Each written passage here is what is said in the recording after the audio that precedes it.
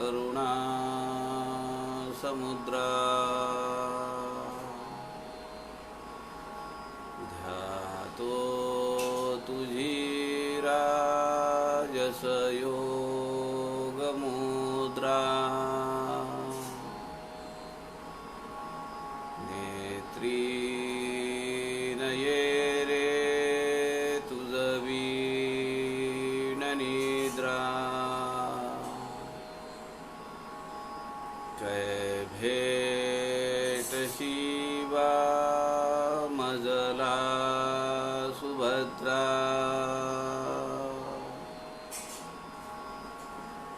सुखा सारिखे पूर्ण वैराग्य जाचे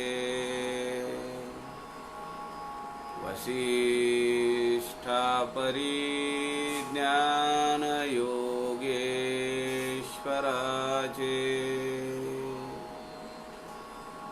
कवी वाल्मीकी सारिखा मान्य ऐसा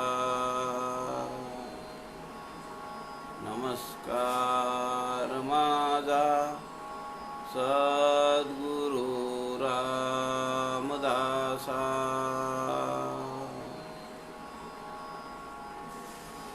मला वाटते अंतरी त्वा वसावे तुझ्या आत्मारामासी त्वा बोध व्हावे अपत्या परी पाजवी प्रेम रसा महाराजया सद्गुरु रामदासा जय जय रघुवीर समर्थ सब संतन की जय।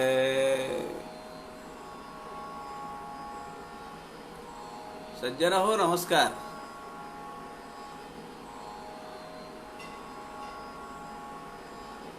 संत समागम या लाईव्ह फेसबुक पेज या माध्यमातून आपण सध्या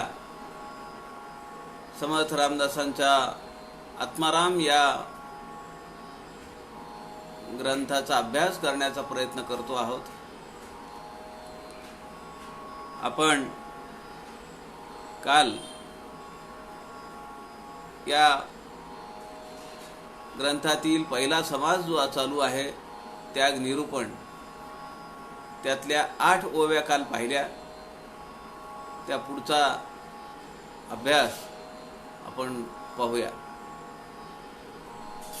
9वी ओवी आहे समास पहिला। स्वामी कृपेचा लोट आला मज सरोवरी सामावला पूर्ण झालिया उचंबळला अनुभव उद्गार श्रीराम। स्वामी कृपेचा लोट आला, सद्गुरूंची कृपा झाली आहे आणि मज सरोवरी सामावला पूर्ण झाली या उचंबळला अनुभव उद्गार। तो सरोवरामध्ये सामावलाय, ती जी कृपा आहे आणि त्याची अनुभूती आली आहे। जसं पोटभर जेवण झाल्यानंतर एखादी ढेकर यावी आणि तो सिग्नल यावा की जेवण झालेलं आहे।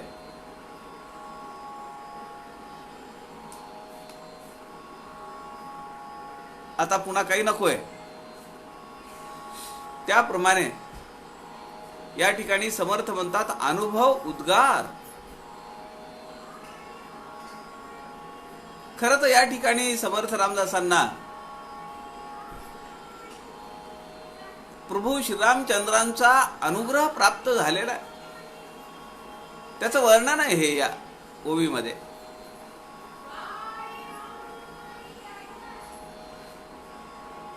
सद्गुरूंची कृपा झालेली एक काय म्हणता येईल त्याला भावावस्था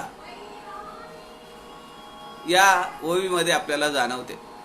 स्वामी कृपेचा लोट आला मज सरोवरी सामावला. तो पूर्ण व्यापून झालेला आहे. बरं कुठे सामावला लोट? तर तो सरोवरामध्ये सामावला.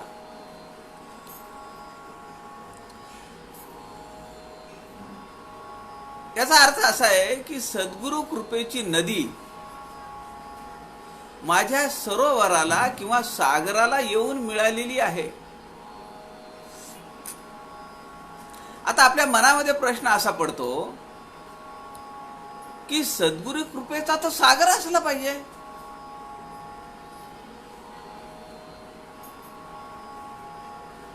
नदी का नाव दिलंय? नदी तर एकदेशी आहे. आपण पाहिलंय दासबोधामध्ये नदी ही एकदेशी आहे. एका दिशेकडनं निघते आणि एका दिशेकडे ती चाललेली आहे. एका ठराविक दिशेकडनं येतीये आणि एका दिशेला चाललेली आहे. आता या ठिकाणी आपल्या मनात प्रश्न आला पाहिजे की आधी नदी आहे का सागर अगोदर आहे? मोठा कोण आहे? त्या पात्रावर नका जाऊ. नदीमध्ये पाणी जास्त आहे का सरोवरामध्ये पाणी जास्त याचा नाही विचार करायचा. अगोदर कोण आहे? नदी आहे का सागर आहे, सरोवर आहे?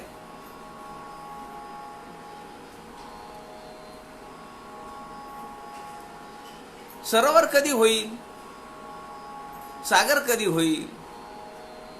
हजारो वर्षांचं नद्यांचं पाणी वाहत येत आहे आणि ते कुठेतरी जमा होत आहे आणि ते जमा झाल्यानंतर त्याचं सरोवर होतं किंवा त्याचं सागर होतं. म्हणून या ठिकाणी हा अहंकार नाहीये, हा विनय आहे, नम्रपणा आहे. कारण नदी अगोदर आहे, लोट अगोदर आहे, सरोवर नंतर आहे. ते मोठे पण दिलेले आहे सद्गुरूला. आणि समजा त्या सरोवराला जर नदी मिळाली नाही, नद्यांचं पाणी जर त्यात जमा झालं नाही तर काय होईल? बाष्पीभवनाने ते पाणी संपून त्याचं डबकं तयार होईल. मग डबकं तयार झाले की त्याला कुबट वास येतो, त्यात दुर्गंधी साचते. म्हणून स्वामी कृपेचा लोट मजवरी आला. एवढा गर्भितार्थ त्या पहिल्या चरणामध्ये आहे. आणि पुढे असं म्हणलंय की मज सरोवरी सामावला पूर्ण झाली या उचंबळला. सद्गुरूंच्या कृपेने माझं सरोवर तृप्त झालेलं आहे आणि ते उचंबळलंय ह्याच्यासाठी की अनेक शिष्यांना ते तृप्त करताय. कल्याण स्वामींना समर्थ रामदास म्हणाले की आता माझ्याकडे काही राहिलं नाही देण्यासारखं तुला. तुझसी गुरुत्व ओपिले. मी माझ्या जवळचे जे गुरुत्व आहे ते मी तुला देऊन टाकतो. उचंबळला म्हणजे एक तर तो सामावलेला आहे त्यामुळे तो तृप्त झालाय आणि तो जेव्हा उचंबळतो तेव्हा अनेकांची तहान भागवतो. अनेक शिष्यांना आपणासारखे करीती तत्काळ.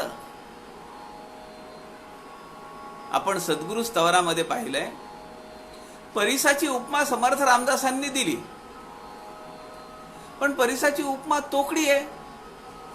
कारण परीस ज्या लोहाच्या तुकड्याला लोखंडाच्या तुकड्याला स्पर्श करील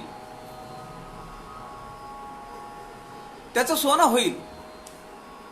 पण ते झालेलं सोनं पुन्हा जर लोखंडाच्या तुकड्याला स्पर्श केला तर लोखंडाचं सोनं नाही होणार. पण सद्गुरू तसे आहेत का?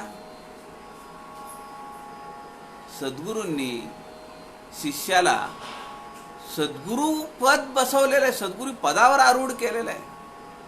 म्हणून परिसाची उपमा ही सद्गुरूंना लागू पडत नाही. समर्थ म्हणतात, अनेकांची तहान भागेल असं माझं आता स्वरूप झालेलं आहे. पूर्ण झाली या उचंबळला अनुभव उद्गार. माझं शुद्ध हृदय जे आहे ते सरोवर रूपी आहे आणि त्यामध्ये स्वानंदानुभव हा त्या अनुभवानी ते त्या अमृतानी भरलेलं आहे आणि मी आता ब्रह्मरूप झालो आहे. अनुग्रह झाला. अनुग्रह झाल्यानंतर कित्येक दिवस समर्थांची मानसिकता ही एखाद्या झपाटल्यासारख्या मुलासारखी होती. नीट बोलायचे नाही, नीट राहायचे नाही, नीट खायचं नाही, प्यायचं नाही. कित्येक वेळ तर त्या हनुमंताच्या मंदिरामध्ये ते निश्चित पडून होते. सगळीकडे शोधाशोध चालू झाली. नारायण गेला कुठे, गेला कुठे, सगळा गाव शोधला. आणि कुणीतरी सांगितलं की कदाचित त्या हनुमंताच्या मंदिरात असेल. तिकडे जाऊन शोध घेतला. त्या अमृतानी, त्या ब्रह्मानुभवानी मी तृप्त झालो आहे असं समर्थ या ठिकाणी सांगतात. दासबोधामध्ये समर्थ म्हणतात, संगत्याग आणि निवेदन, विदेह स्थिती अलिप्तपणा, सहज स्थिती उन्मनी विज्ञान, ते सप्तही एक रूप श्रीराम. त्या या सातही विभागांचं एक रूप झालंय, एक जिनसी झालंय. काय काय 7 भाग आहे? संगत्याग आणि निवेदन. मला माझ्या नातेवाईकांचा, मला वस्तूंचा कुठलाही संग राहिलेला नाही. माझं आत्मनिवेदन रामाच्या प्रती झालेलं आहे, माझ्या सद्गुरूंच्या प्रती झालेलं आहे. त्यामुळे काय झालंय की मी सगळ्यापेक्षा अलिप्त झालोय आणि मला देह भावना राहिलेली नाहीये. विदेह स्थिती, सहज स्थिती, उन्मनी अवस्था आणि विज्ञान, ज्ञानाचं विज्ञान झालं. सहज स्थिती, सहज, जन्म जिथून झालेला आहे ती स्थिती, परब्रह्म पद मला प्राप्त झालेलं आहे. आणि माझी अवस्था कशी झाली आहे? उन्मनी अवस्था झाली आहे. कुठलाही विकल्प नाही, कुठलाही कल्पना नाही, कुठली संकल्पना नाही, वासना नाही. अशी खूनगाठ मला अनुभवाला आलेली आहे. हा तो अनुभवाचा उद्गार आहे. पुढचा श्लोक आहे, माझे सद्गुरु कृपेचे बळ, मज माझी साठवले तुंबळ, तेणे बळे स्वानंद जळ, हे लावू लागे श्रीराम. ते जे पाणी आहे सरोवरामध्ये,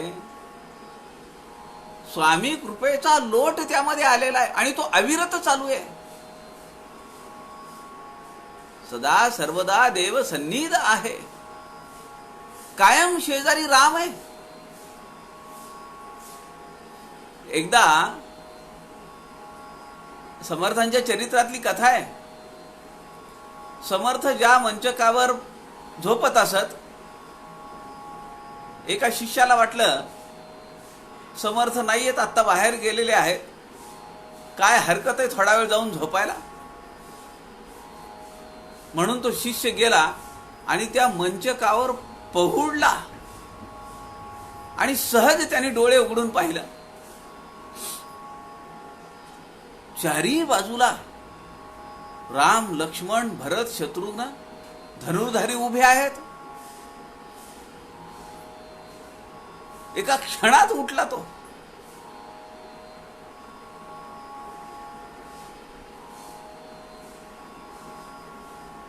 समर्थ या ठिकाणी म्हणतात, माझे सद्गुरु कृपेचे बळ. ते बळ किंवा ती जी कृपा आहे ती काही एका क्षणापुरती नाही आहे, ती कायम आहे, अखंडपणे. कारण समर्थांचं अखंड अनुसंधान आहे. मज माझी साठवले तुंबळ, काठोकाठ भरलेलं आहे. मज माझी, ते माझं आहे, ती कृपा जी आहे त्या कृपेवर माझा अधिकार आहे, आणि ती कृपा माझ्यामध्ये, माझ्या अंतःकरणामध्ये तुंबळ म्हणजे अकंठ साचलेली आहे. तेने बळे स्वानंद जळ हेलावू लागे. हेलावू लागे म्हणजे लाटा येणे.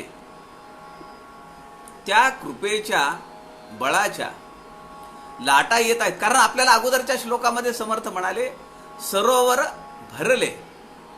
मग सरोवर भरल्यानंतर त्यात जर पाणी मावत नसेल तर त्याला लाटा येणार, तिची व्याप्ती वाढत जाणार. आणि या लाटा कुठल्या आहेत? कुठली उर्मी आहे? त्या लाटेचा परिणाम काय? 182 ओव्यांचा ग्रंथराज आत्माराम. एक एक एक एक लाट आहे ती, आणि ह्या 182 लाटा आहेत त्या कृपेचा. ते तेणे बळे स्वानंद जळ हेलावू लागे. एक लाट ही एक ओवी आहे. 182 लाटांचा हा आत्माराम ग्रंथ आहे. आता मला ज्ञान आणि अज्ञान याचं काही भान राहिलेलं नाही. कारण मागच्या ओवीमध्ये आपल्याला सांगितलंय सद्गुरु कृपेचा लोट आला, स्वामी कृपेचा लोट आला, मज सरोवरी सामावला. माऊली म्हणतीये, ज्ञानेश्वर माऊली म्हणतीये, जयाचेनी कृपा तुषारे परतले अविद्येचे मोहिरे. आता अविद्या राहिलीच नाही, ब्रह्मविद्या प्राप्त झाली आहे. जयाचेनी कृपा तुषारे, कृपेचा वर्षाव झाला. परतले अविद्येचे मोहिरे, परिणये अपारे बोधामृते. अमृतासारखा बोध मला झालेला आहे. पुढच्या ओवीमध्ये समर्थ म्हणतात, आता नमस्कारी न राम जो योगियांचे निजधाम. विश्रांती पावे विश्राम जये ठाई श्रीराम. आता नमस्कारी न राम, आता त्याची कृपा माझ्यावर झाली आहे. कृपेचा लोट माझ्यावर आलेला आहे. ब्रह्म प्राप्ती मला झाली आहे, माझी उन्मनी अवस्था झाली आहे. मग नमस्कार नको करायला? सद्गुरूंना नमस्कार करायचा. आता नमस्कारीन राम जो योगियांचे निजधाम. योगी लोकांचं जे निजधाम आहे तो माझा राम आहे. विश्रांती पावे विश्राम, विश्रांतीला जिथे विश्राम मिळतो, जिथं आराम करावा वाटतो, विश्रांती जिथं विश्रांतीसाठी जाते ते ठिकाण म्हणजे माझं रामाचं ठिकाण आहे. जय ठाई, त्याच्या घरी, त्याच्या जवळ, त्याच्या सहवासात, त्याच्या निकट विश्रांती मिळते.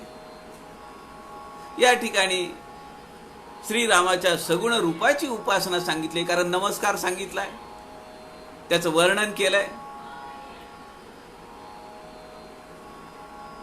विश्रांती विश्रांतीला जाते म्हणतायत.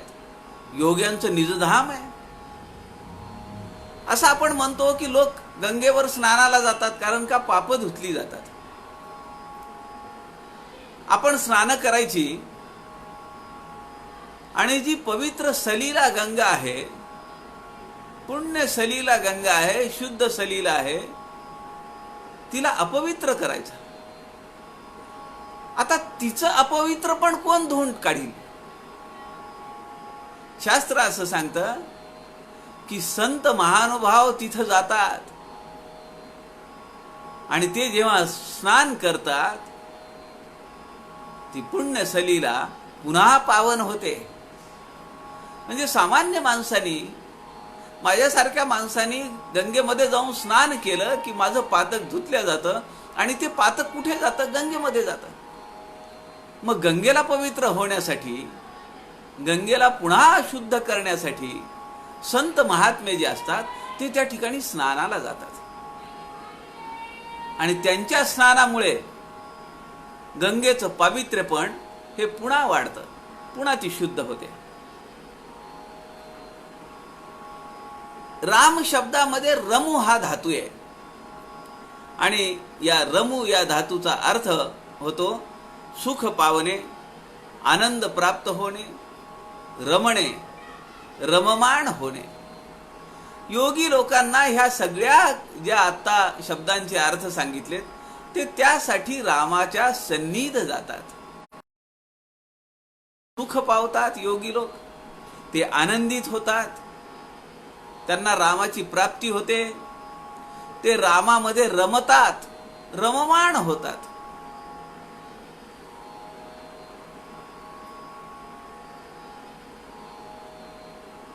समर्थ एका ठिकाणी म्हणतात, संत साधू महानुभावा, देवदानव मानवा, दासबोधामध्ये ब्रह्म सकळासी विसावा, विश्रांती ठाव.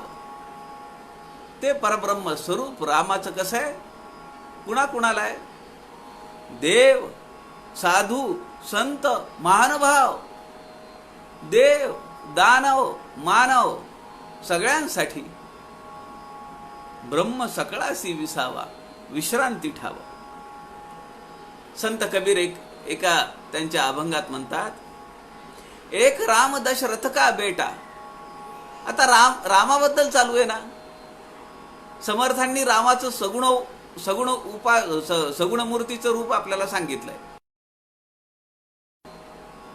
योग्यांचं निजधाम आहे म्हणून सांगितलं. विश्रांती ज्या ठिकाणी विश्रांतीला जाते ते रामाचं स्थान आहे म्हणून सांगितलं.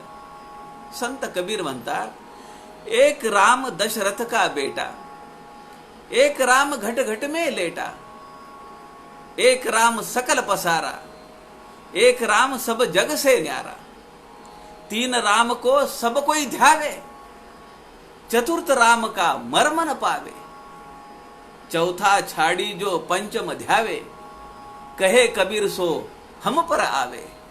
काय अर्थ या अभंगाचा? संत कबीरजी म्हणतात, एक राम दशरथ का बेटा. घटामध्ये, पिंडामध्ये असलेलं आत्मतत्व, तो जीवात्मा, तो एक राम आहे. दशरथ का बेटा, एक देह आहे त्याला, तो राम. एक राम घट घट में लेटा, ती व्यष्टी झाली दशरथ का बेटा. घट घट में लेटा, ही समष्टी झाली. अनेक जण आहेत माझ्या शेजारी, माझ्या कॉलनीमध्ये, माझ्या गावामध्ये, माझ्या राष्ट्रामध्ये, माझ्या परिवारामध्ये, माझ्या संप्रदायामध्ये अनेक घट आहेत. तो एक घट झाला दशरथाचा, तो एक राम, तो व्यष्टी आहे. घट घट में लेटा, अनेक घटांमध्ये त्याचं अस्तित्व आहे, ती समष्टी आहे. एक राम का सकल पसारा, एक राम जो आहे त्यांनी या सृष्टीला धरून ठेवलेला आहे. व्यष्टी, समष्टी, सृष्टी, तीसरा राम. एक राम सबसे न्यारा, एक राम सब जग से न्यारा, जगापेक्षाही पलीकडे तो चौथा राम आहे. व्यष्टी, समष्टी, सृष्टी आणि परमेष्टी, ब्रह्मांडाच्या बाहेर सगळ्या आकाश तत्वात भरून असलेला चौथा राम आहे. संत कबीरजी पुढे असं म्हणतात, तीन राम को सब कोई ध्यावे. खरंय का नाही? आम्ही कुठल्या रामाची पूजा करतो? हा दशरथ रामाचा बेटा आहे, त्या रामाची पूजा आहे. दुसरा व्यष्टी, समष्टीमध्ये असलेला राम, ब्रह्मांडामध्ये भरून असलेला राम, आम्ही म्हणतो ना, देवा वेगळे कोणी नाही, ऐसे बोलती सर्वही. त्याच्याशिवाय एका झाडाचं पान सुद्धा हलत नाही, असं आम्ही म्हणतो. संत कबीरजी म्हणतात, तीन राम को सब कोई ध्यावे, चतुर्थ राम का मर्मन पावे. पण या सृष्टीच्या बाहेर असलेला व्यष्टी, समष्टी, सृष्टी, परमेष्टी या सगळ्यांना ज्याचा अधिष्ठान आहे, तिथपर्यंत आमची दृष्टी पण जात नाही, आमच्या बुद्धीचा आवाकातही ती येत नाही. तिकडं कुणाचंच लक्ष नाहीये. चौथा छाडी जो पंचम ध्यावे, तो चौथा राम कसा आहे? समर्थांनी काय सांगितलं आपल्याला? समर्थ या दासबोधामध्ये एका ठिकाणी म्हणाले, आणि निवारिली निज धामी पाचही जेणे. 7व्या श्लोकामध्ये उल्लेख आहे, आता वंदिन सद्गुरु स्वामी, जेथे राहिलो तोच मी, आणि निवारिली निज धामी पाचही जेणे. प्रपंच जो पंचकांचा खेळ आहे, तो त्यांनी निवारण करून टाकला. संत कबीरजी दुसरं काय सांगतायत? चौथा छाडी जो पंचम ध्यावे. चौथा जो राम आहे, त्यांनी हा जो प्रपंच आहे सगळा, पंचभौतिक पसारा, त्या सगळ्या पंचभौतिक पसाऱ्याला ध्यावे, साफ करून टाकले. कहे कबीर सो हम पर आवे. तरी सगळं साफ केलंय, माझं लक्ष तिकडे नाहीये, पण तो माझ्या मागे पुढे फिरतोय. तो कबीराला म्हणतोय, कबीर थांब जरा, अरे मला बोल तरी, मला तुझ्याशी थोडं बोलायचंय. तो कबीराच्या मागे, आणि कबीर मात्र आपल्या धुंदीमध्ये तो स्वामी कृपेचा लोट माझ्यावर आलेला आहे, त्या भावनेमध्ये, भावविभोर अवस्थेत ते पुढे चाललेले आहेत. रामाची भूपाळी आपण म्हणतो, त्या शिवथरगडीमध्ये ही आपण भूपाळी म्हणतो. 6 कडव्यांची भूपाळी आहे. त्यामध्ये याचा उल्लेख आहे, राम योग्यांचे मंडन, राम भक्तांचे भूषण, राम धर्माचे रक्षण, संरक्षण दासाचे. कशापासून संरक्षण आहे? पंचम ध्यावे. या पंचभौतिक पसाऱ्याचा कुठलीही बाधा आपल्या दासाला होऊ नये, यासाठी तो राम सदा सर्वदा मागे पुढे आपल्या दासाच्या चालतो आहे.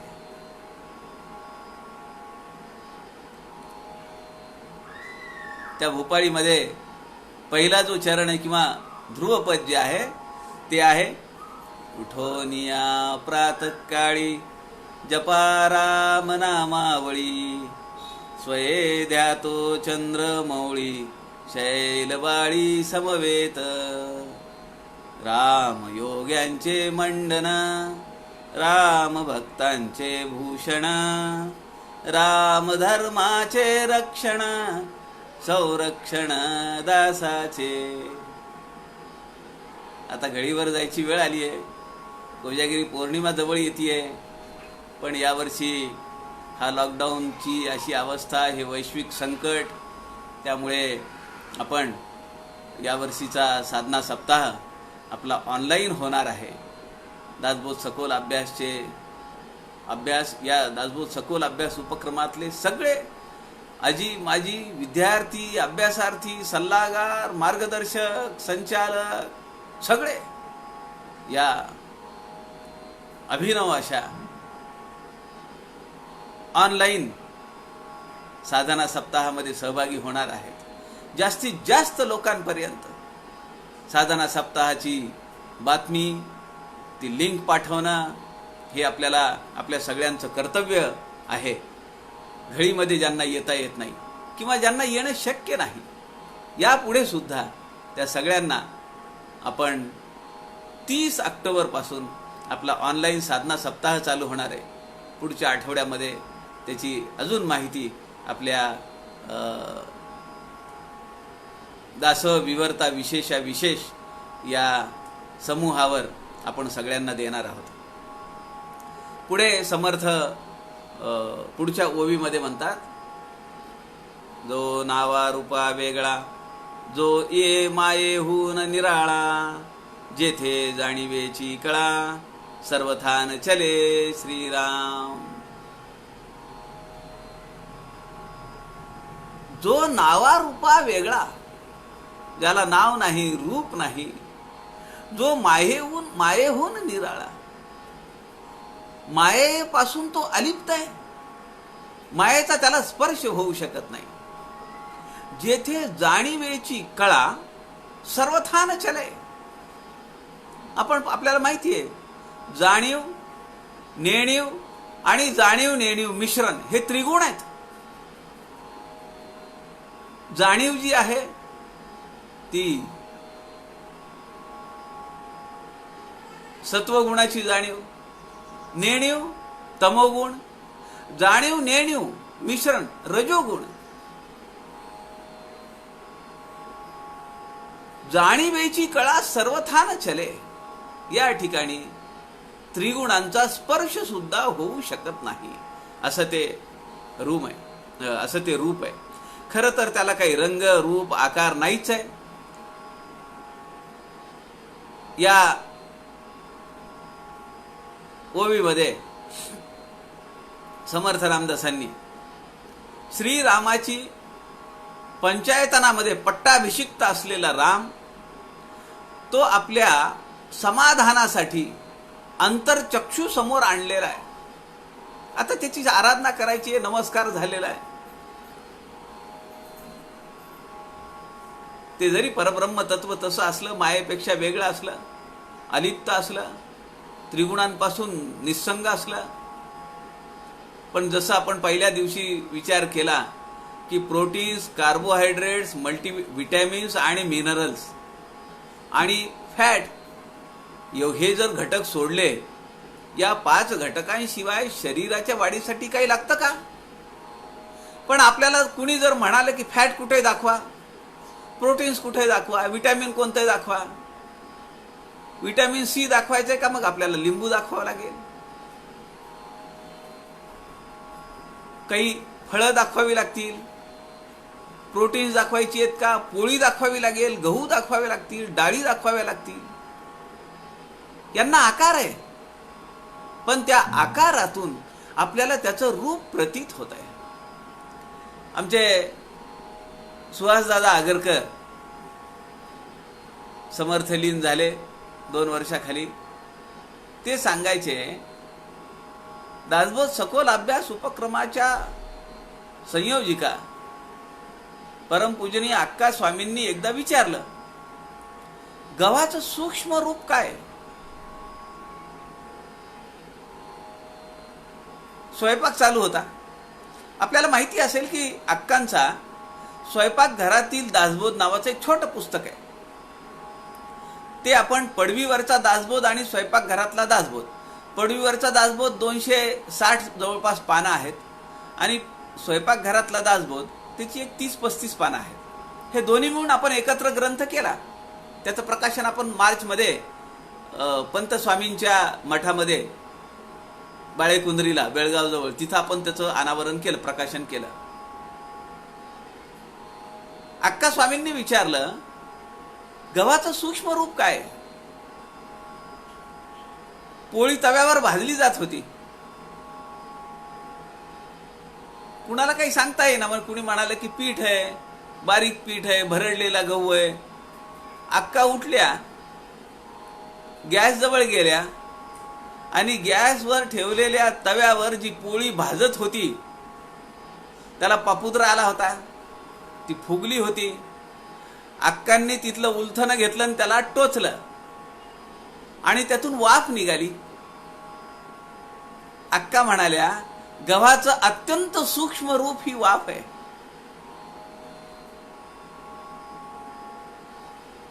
काय विचार आहे. कशाला रूप आहे?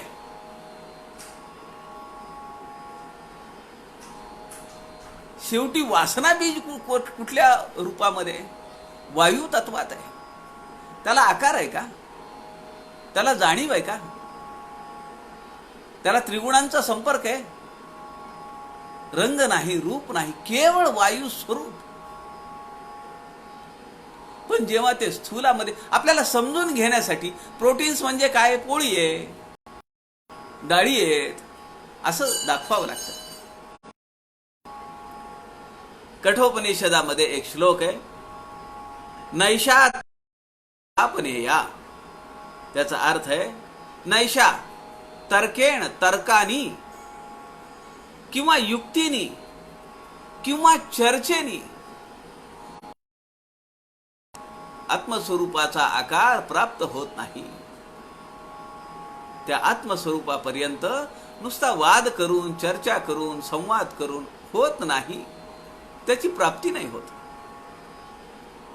कठोपनिषदामध्ये अजून एक श्लोक आहे, नायमात्मा प्रवचेन लभ्यो न मेधया न बहुधा श्रुतेन. तो प्रवचनाने लाभत नाही, तो श्रवणाने लाभत नाही, बुद्धीनं लाभत नाही, तो केवळ अनुभवता येतो. तैत्तरीय उपनिषदामध्ये एक श्लोक आहे, यतो वाचो निवर्तन्ते अप्राप्य मनसा सह. मनाला त्याचं रूप अप्राप्त आहे. यतो वाचो निवर्तन्ते, शब्दांनी त्याला नाही सांगता येत, मनाने त्याला समजून घेता नाही येत. पण असं ते परब्रह्म स्वरूप समर्थ म्हणतायत की त्याच्या कृपेचा लोट माझ्यावर आलेला आहे. गीता म्हणते ते स्वरूप जे आहे, माझं स्वरूप, भगवंत म्हणतात ते बुद्धीच्या विवेकाच्या पलीकडे. यो बुद्धे परतस्तु, बुद्धीच्या पलीकडे असलेलं असं ते स्वरूप आहे. ते स्वरूप समर्थ आम्हाला आत्माराम या ग्रंथातून समजावून सांगतायत, त्याची प्राप्ती करून देणार आहेत. पुढच्या श्लोकामध्ये समर्थ म्हणतात, जेथे भांबावला तर्क, जेथे पांगुळला विवेक, तेथे शब्दाचे कौतुक केवी घडे श्रीराम. काय कौतुक आहे शब्दांचं? वर सगळं ऐकलंय आपण, शब्दांनी ते समजत नाही, ऐकण्याने समजत नाही, बोलून समजत नाही, डोळ्याने दिसत नाही, त्याला आकार नाहीये, त्याला मनाने समजून घेता येत नाहीये.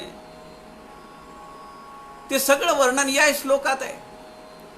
जेथे भांबावला तर्क, तर्क म्हणजे तीक्ष्ण बुद्धी, ती सुद्धा भ्रमित झाली.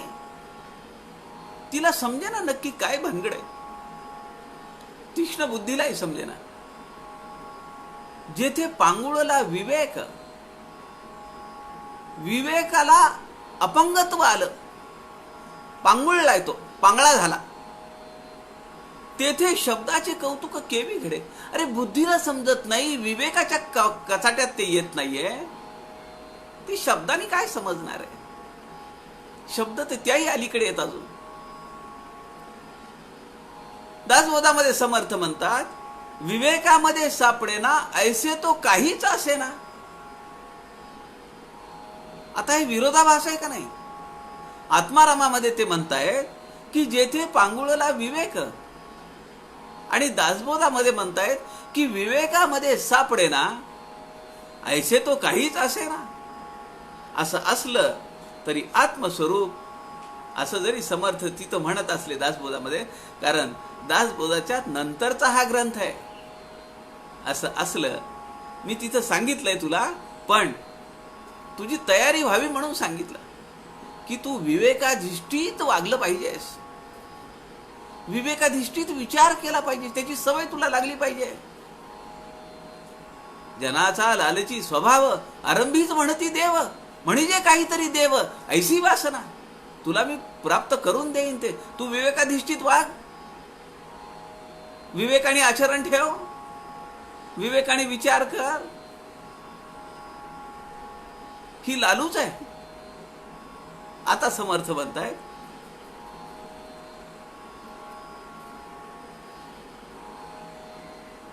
विवेक आणि खरं खोटं ठरवावं लागतं. पुढच्या टप्प्यावर.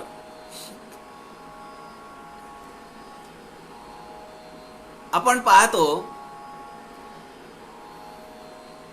एखादा मोठा विषय झालेला असतो राजकारणामध्ये, समाजामध्ये, आणि त्यावर अनेक लोकांचे लेख प्रसिद्ध होतात, त्यावर चर्चा चालते,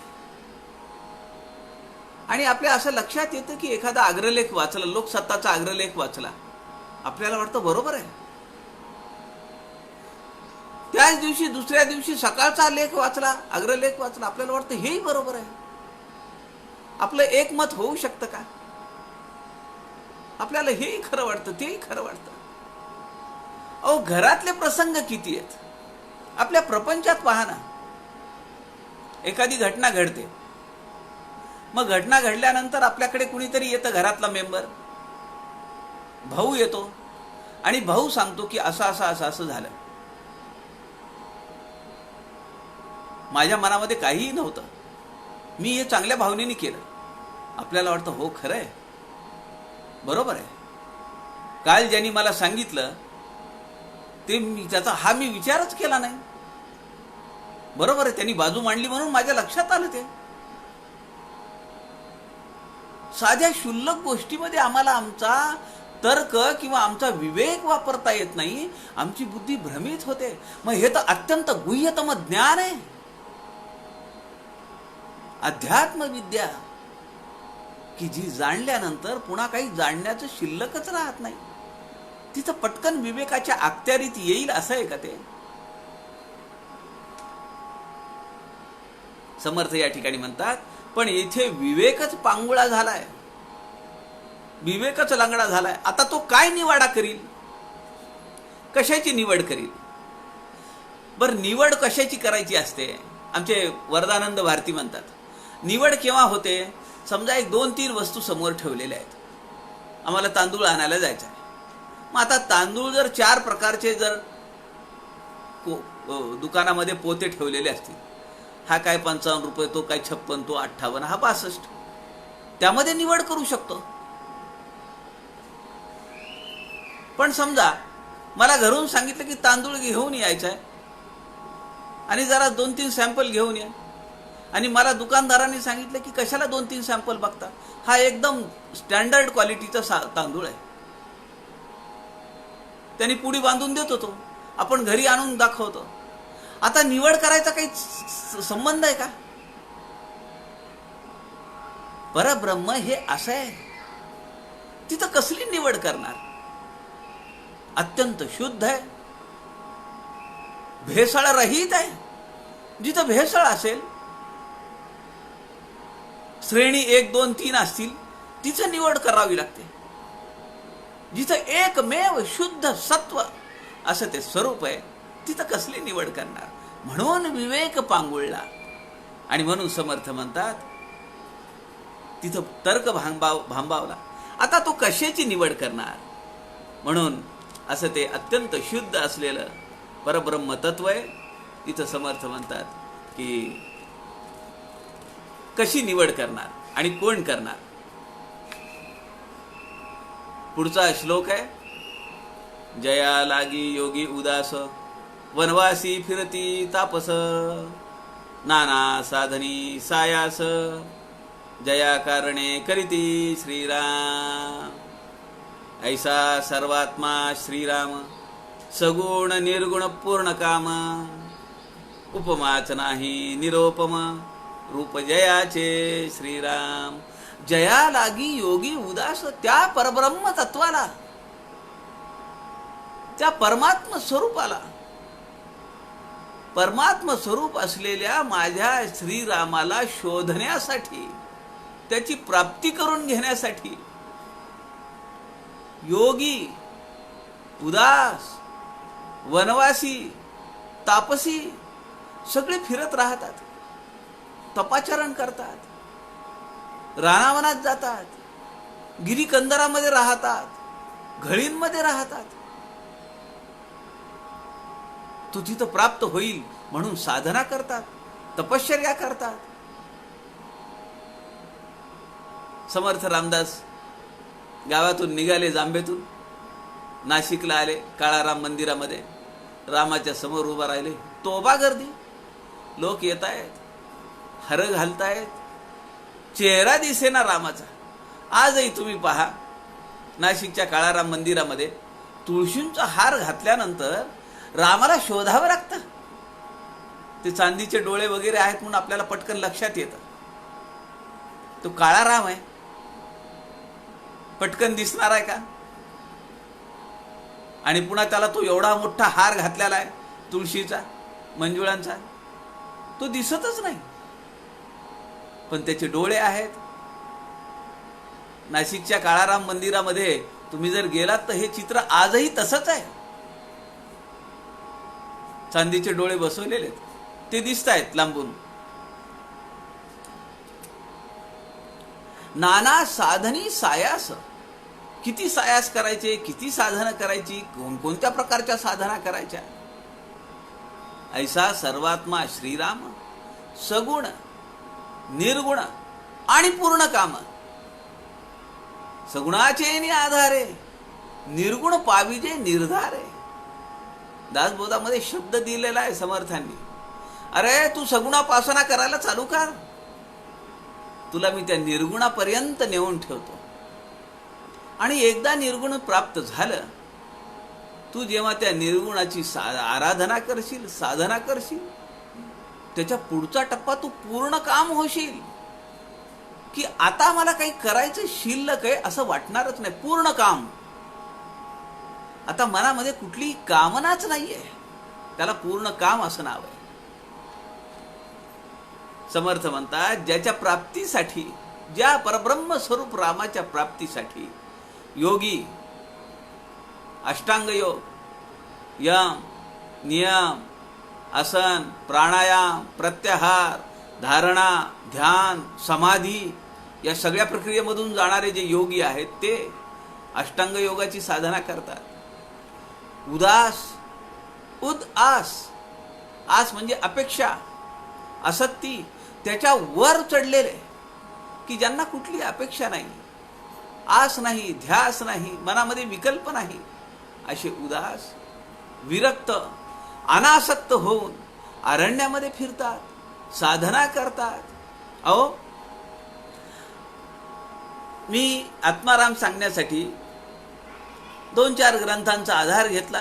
त्यामध्ये एक आहे कल्याणी टीका. आता मोठा आपल्यापैकी बऱ्याच जणांकडे असेल, आणि ज्यांच्याकडे हा ग्रंथ नाहीये त्यांनी लवकरात लवकर हा ग्रंथ घेतला पाहिजे. आपले आदरणीय प्रमोदजी संत किंवा नागपूरला जे आपलं मंडळ आहे, दासबोध अभ्यास मंडळ नागपूरचं, समर्थ सेवा मंडळाची जी शाखा आहे, त्यांनी ही कल्याणी टीका एक 5-7-8 वर्ष झाले असतील त्याचं प्रकाशन केलं. सातारा जिल्ह्यामध्ये 1909च्या दरम्यान गंगाधर नावाच्या मुलाचा जन्म झाला. वडिलांचं नाव विष्णुपंत कुलकर्णी. जन्म झाला आणि जसं नारायणाचं आपल्या आहे तसंच अत्यंत लहानपणापासून एकदम उदास वृत्ती, वेगळी भावना, चिंता करीतो विश्वाची अशी धारणा, आणि त्यांचा टप्प्याटप्प्याने प्रवास झाला. अत्यंत ते जे चरित्र आहे ना, ते पुण्यसलीला चरित्र आहे आणि फार मोठा बोध घेण्यासारखं चरित्र आहे. दासबोधाची किती पारायण करावीत त्यांनी?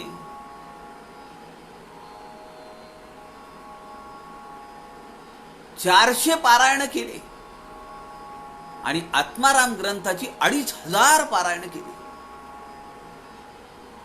अनेक ठिकाणी गडावर राहिले ते. श्रीधर स्वामींच्या काळामध्ये समकालीन आहेत ते. श्रीधर स्वामींसोबत गडावर राहिले आणि गडावरून त्यांना आदेश मिळाला, डोमगावला जा. डोमगावला गेले. साधना काय करायची ती साधना त्यांची पाहून तिथला जो यावनी सरदार होता, मुसलमान सरदार, तो आश्चर्यचकित झाला. तो म्हणाला, वो तो कल्याण जैसा लगता है. आणि यांचं नाव तेव्हापासून सेवक कल्याण, कल्याण सेवक असं पडलं. वो तो सेवा करता है, वो तो कल्याण जैसा लगता है. त्यांनी आत्माराम ग्रंथावर टीका लिहिलेली आहे आणि त्याला कल्याणी टीका असं नाव आहे. फार मोठं चरित्र आहे आणि अत्यंत थोर विभूती. संकेश्वर पीठाचे ते शंकराचार्य झाले. त्यांना तो बहुमान तिथला प्राप्त झाला. अत्यंत मधुर, अत्यंत पवित्र, अत्यंत आदर्शवत असं हे चरित्र आहे. आणि त्यांनी जो ग्रंथ लिहिलेला आहे आत्मारामावर कल्याणी टीका, तो आपले आदरणीय प्रमोदजी संत हे तत्कालीन अध्यक्ष, आता ते पुण्यातच राहतात आणि नागपूरची जी मंडळी आहेत त्यांच्याकडनं आपल्याला हा ग्रंथ मागून घेता येईल. जसा आपल्याला मनाच्या श्लोकांचा अभ्यास करायचा असेल तर स्वामी वरदानंद भारती परमपूजनीय आप्पांचा ग्रंथ हा सर्वश्रेष्ठ ग्रंथ आहे. त्यानंतर डॉक्टर राधप्राणी आहेत मिरजेचे, अनेक ग्रंथ आहेत, पण त्यातल्या त्यात विस्तृत ज्यामध्ये विवेचन दिलेलं आहे तसा तो मनाच्या श्लोकांसाठी मनोबोध आहे. तसा आत्मारामासाठी कल्याणी टीका हा सुरेख ग्रंथ आहे. मला सांगायचा विषय हा होता की तापसी, उदासी, विरक्त, अनासक्त, योगी ही सगळी मंडळी त्या परब्रह्म रामाच्या प्राप्तीसाठी काय काय करतात. मला तुम्हाला सांगायचा विषय असा होता की हे शंकराचार्य किंवा कल्याण सेवक ज्यांनी आत्मारामावर टीका लिहिली ते हिमालयामध्ये गेले आणि लाकडाच्या फळ्यांची खाली फळ्या, भिंती सुद्धा फळ्यांच्या, एक रूम, एक खोलीसारखं केलं. ते फळ्यांनी फळ्या नुसत्या अंथरलेल्या आणि त्यामध्ये ते साधना करत होते. साधना करताना त्यांना बऱ्याच वेळा देहभावनेवर नसायचे. ते तासन तास, दिवस दिवस, 4-4 दिवस त्यांनी अन्न ग्रहण केलेलं नाहीये. गडावर त्यांनी 11 दिवस अन्न ग्रहण केलेलं नाहीये. आत्मानंदामध्ये निमग्न आहेत. जिथे श्रीधर स्वामींनी ध्यानधारणा केली त्या घळीमध्ये गडावरच्या 11 दिवस अन्नत्याग. अनेक वेळा असे त्यांनी उपक्रम केले आणि त्या हिमालयामध्ये असताना जेव्हा ते देहबोधावर आले तेव्हा त्यांच्या असं लक्षात आलं की श्वास गुदमरतोय. त्याचं कारण असं, एवढा हिमवर्षाव झाला की त्या ज्या फळ्या होत्या, फळ्यांमध्ये ज्या फटी होत्या त्या फटी सुद्धा बर्फाच्छादित झाल्या. हवा जायला जागाच नाही ना मध्ये. जीव गुदमरायला लागला. बाजूला कुऱ्हाड पडलेली होती. त्यांनी कुऱ्हाडीने त्या फळ्यांवर मारलं तेव्हा ते बर्फ खाली पडला आणि ज्या काही फटी निर्माण झाल्या त्यातून हवा आत आली. काय काय साधना करतायत, कशासाठी आहे? त्या परमात्म स्वरूपाच्या प्राप्तीसाठी.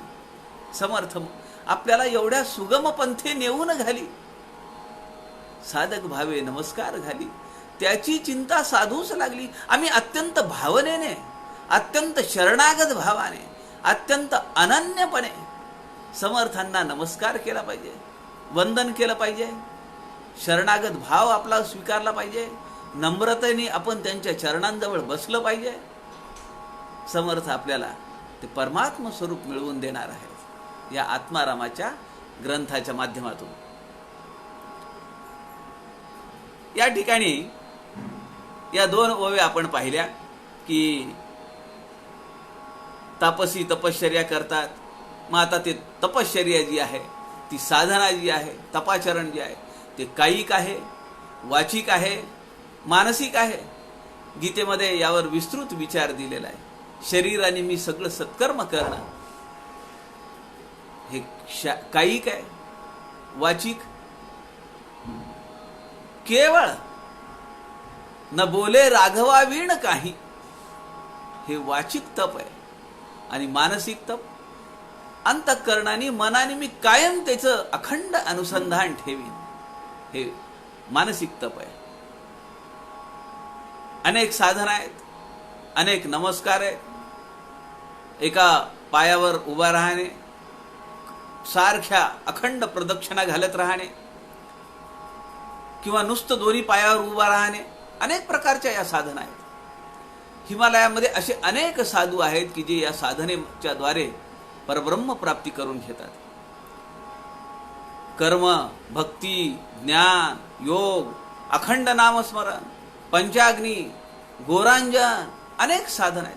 पंचाग्नी साधन आपण पाहिलं, मी मागे आपल्याला बोललो. पंत महाराजांच्या बाळेकुंद्रीला ज्या शिळेवर त्यांनी पंचाग्नी साधना केली, ती शिळा तिथं ठेवलेली आहे. एक मोठी शिळा आहे. त्या शिळेवर ते उभे राहत बसत, चारी बाजूला विस्तव पेटलेला आहे आणि दुपारचं रखरक्त वरून पडणारा माध्यानी मार्तंड जैसा, अशी ती साधना आहे. गोरांजन म्हणजे अंगाला पोळवून घेणं, अशी ती साधना आहे. ही सगळी साधना ऐसा सर्वात्मा श्रीरामासाठी आहे. ऐसा सर्वात्मा श्रीराम त्याला प्राप्त करून घेण्यासाठी आहे. सर्वात्मा म्हणजे सगळ्यांच्या आत्मतत्वात असलेला तो सर्वव्यापी आहे, तो सर्व आहे. जे जे दृश्य आहे त्या सगळ्यामध्ये तो नटलेला आहे. आपल्या साध्या सुखासाठी आपण अनेक साधना करतोच की, अनेक सायास करतो. असं नाही पाहिजे, तसं पाहिजे, घर जुनं झालंय, मग त्या जुन्या फरशा काढून टाकतो. शहाबादी फरशी असेल तर ती काढतो, मग आपण त्या विट्रीफाईड टाईल्स लावतो. खिडक्या बसवलेल्या असतात, त्या मागे बांधलेल्या आहेत, तेव्हा त्या लाकडी खिडक्या होत्या, त्याला पटं होती, ती सगळी पटं काढून टाकतो, लाकडं काढून टाकतो, ग्रॅनाइट लावतो. चकचकीतपणा. कमोड बसवतो नवीन नवीन. सायास आम्ही आमच्या सुखासाठी करतोच आहे की. तसं योगी, उदास, तापसी, विरक्त, अनासक्त असे अनेक महानुभाव वेगवेगळी साधनं सायास करून या परब्रह्म स्वरूप असलेल्या श्रीरामाला प्राप्त करून घेण्यासाठी ते अव्याहतपणे साधना करतात. या 15व्या ओवीमध्ये सगुण निर्गुण पूर्ण काम असा जो शब्द आलेला आहे, तो असा आहे की हे 3 टप्पे आहेत. सगुणोपासना, सगुणातूनच आपल्याला निर्गुणाकडे जावं लागतं. म्हणून करावी लागे प्रतिमा, नातुडे मुख्य परमात्मा. तो कसा आहे? तो अरूप आहे, अजन्म आहे. त्याला नाव नाही, रंग नाही, रूप नाही, असा तो असलेला परमात्मा, त्याला कुठे कसं शोधायचं? मग आम्ही त्याची प्रतिमा तयार करतो. चत्वार देव निरूपण. मग आम्ही त्याची प्रतिमा तयार करतो, त्याला एका मूर्तीमध्ये बसवतो आणि मग त्याची आम्ही उपासना करायला चालू करतो. समर्थ म्हणतात, या उपासनेतच तू अडकून पडशील का? सगुणाचे नि आधारे, निर्गुण पाविजे निर्धारे. मी तुला शब्द देतोय, दृढतापूर्वक सांगतो, मनात विकल्प ठेवू नको. निर्धार, पक्का निर्धार. मी तुला निर्गुणापर्यंत नेतो. सगुणाचे आधारे, निर्गुण पाविजे निर्धारे. आता निर्गुणाची प्राप्ती झाल्यानंतर मला निर्गुणाची प्राप्ती झालीये असं म्हणण्यासाठी सुद्धा तू शिल्लक असता कामा नये. तो पूर्ण काम आहे. अति आदरे रामल रूपी लपावे, स्वरूपी विश्रांतीस जावे. त्याचं स्वरूपमय व्हावं, परमात्मा स्वरूप झालं म्हणजे मग आपली स्वतःचं अस्तित्व राहणार नाही. आणि स्वतःचं अस्तित्व जर नसेल तर ती जी समर्पित भावना आहे, अनन्यतेची जी भावना आहे, विनम्रपणाचा जो भाव आहे, त्याला तोड नाहीये. म्हणून या ठिकाणी ऐसा सर्वात्मा श्रीराम, सगुण निर्गुण पूर्ण काम, कुठलीही कामना आता शिल्लक नाहीये, असं स्वरूप मी तुला प्राप्त करून देतो. उपमाच नाही निरोपम रूप याचे, ज्याला काही उपमा देता येत नाही, निरोपम्य आहे. आपण पाहिलं आशंका नाम समासामध्ये प्रश्न उत्तर प्रश्न. निरोपम म्हणजे काय, निरालंब म्हणजे काय, त्यामध्ये समर्थ सांगतात निरोपम्य म्हणजे उपमा नाही, निरालंब म्हणजे आलंब नाही. आपण आशंका नाम समास तो केवळ एकमेव समास आहे 200 समासांमध्ये दासबोधाच्या, की ज्यामध्ये प्रश्न उत्तर प्रश्न उत्तर प्रश्न उत्तर. जेवढ्या ओव्या प्रश्नाच्या आहेत तेवढ्याच ओव्या उत्तराच्या आहेत.